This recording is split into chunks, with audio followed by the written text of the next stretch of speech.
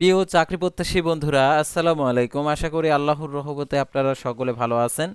তো ইতিমধ্যে আপনারা দেখতে পারছেন জাতীয় বিশ্ববিদ্যালয়ে নতুন নিয়োগ বিজ্ঞপ্তি প্রকাশিত হয়েছে। তো এই নিয়োগ বিজ্ঞপ্তি সংক্রান্ত এ টু জেড বিষয় আজকের এই ভিডিওটিতে তুলে ধরা হবে। তো ভিডিও শুরুর প্রথমে আপনি যদি অল জব নিউজ বাংলাদেশ এই চ্যানেলে প্রথমবার এই ভিডিওটি দেখে থাকেন তাহলে আমাদের এই চ্যানেলটিকে সাবস্ক্রাইব করে রাখবেন, notification bell button all press করে রাখবেন, এই ভিডিওটিতে একটি লাইক করে দেবেন।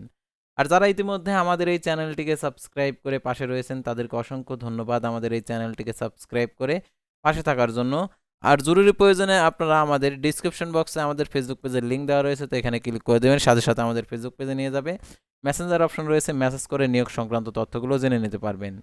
আর আমাদের ফেসবুক পেজ এবং ইউটিউব চ্যানেলে যে সকল আপডেটগুলো জানতে পারবেন, সরকারি বেসরকারি এনজিও, ডিফেন্স, শিক্ষক নিয়োগ, sales, marketing, railway job, NGO job, এক কথায় সকল ধরনের নিয়োগ বিজ্ঞপ্তির আপডেট, পাশাপাশি নিয়োগ পরীক্ষার। তো আর কথা না বাড়িয়ে চলে যাচ্ছি মূল সার্কুলার পেজে।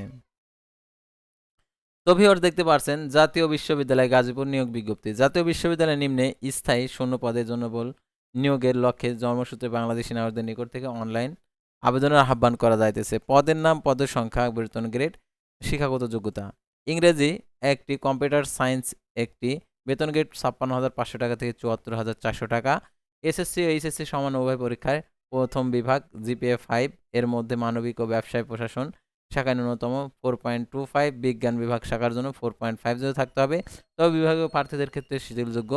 সংশ্লিষ্ট 4 বছর মেয়াদী স্নাতক সমান ডিগ্রি, স্নাতকোত্তর ডিগ্রি থাকতে হবে। সংশ্লিষ্ট অনুষদভুক্ত প্রার্থীদেরকে বিজ্ঞান, বিজনেস স্টাডিজ, আইন অনুষদ বিভাগ ক্ষেত্রে স্নাতক, স্নাতকোত্তর জিপিএ 4 পয়েন্টের মধ্যে 3.50 থাকতে হবে।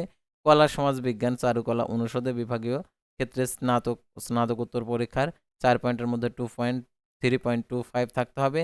সনাতন পদ্ধতিতে স্নাতক, স্নাতকোত্তর 3 ক এবং খ উভয় প্রথমে শ্রেণী অর্জন করতে হবে।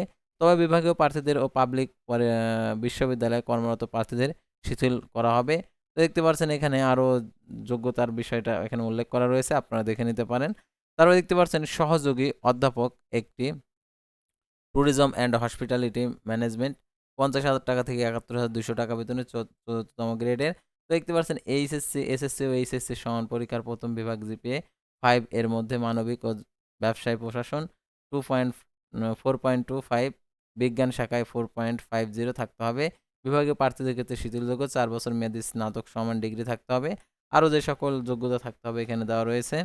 তো তারপরে দেখতে পাচ্ছেন এখানে সহকারী অধ্যাপক ইংরেজি একটি, শিক্ষা একটি, হিসাব বিজ্ঞান একটি, আইন একটি, পরিসংখ্যান একটি, নিউট্রিশন অ্যান্ড ফুড সায়েন্স একটি, বেতন স্কেল ৩৫,৫০০ টাকা থেকে ৬৭,০১০ টাকা।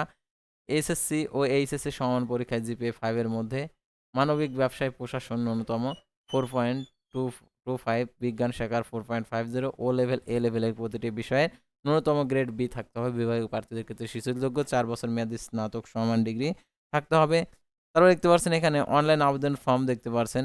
অনলাইন অ্যাপ্লিকেশন ফর্ম 17/2/2026 খ্রিস্টাব্দ তারিখ হইতে অত্র বিশ্ববিদ্যালয়ের job.nu.ac.bd পাওয়া যাবে। আগ্রহী প্রার্থীগণকে 16/3/2026 খ্রিস্টাব্দ তারিখে 4 ঘটিকার মধ্যে উক্ত jobs.nu.ac.bd অনলাইন অ্যাপ্লিকেশন ফর্ম পূরণ করে আবেদন করতে হবে। তো দেখতে পাচ্ছেন এখানে অ্যাপ্লিকেশন কপি প্রিন্ট সহ ডকুমেন্টের সত্যায়িত কপি 9 সেট ডাকযোগে হাতে হাতে 16/3/2026 খ্রিস্টাব্দ তারিখে অফিসের সময়ের মধ্যে রেজিস্টার্ড জাতীয় বিশ্ববিদ্যালয় গাজীপুর 1704 ঠিকানায় পৌঁছাতে হবে, অন্যথায় আবেদন বাতিল বলে গণ্য হবে।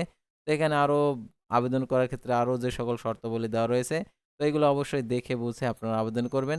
আর এই নিয়োগের ক্ষেত্রে কোনো প্রকার তারা টিএডিএ প্রদান করবে না। সাক্ষাৎকারের সময় সকল মূল সনদ এবং সংশ্লিষ্ট কাগজপত্রের সঙ্গে আনতে হবে।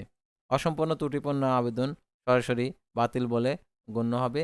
তো আশা করি আপনারা এই নিয়োগ বিজ্ঞপ্তি সংক্রান্ত তথ্যগুলো জানতে এবং বুঝতে পারছেন। তো পরবর্তী ভিডিওতে আবারও কোনো নতুন জব সার্কুলার নিয়ে আপনাদের সামনে হাজির হব। সে পর্যন্ত সবাই ভালো থাকবেন, সুস্থ থাকবেন, আর অবশ্যই আমাদের এই চ্যানেলটিকে সাবস্ক্রাইব করে পাশে থাকবেন। আল্লাহ হাফেজ।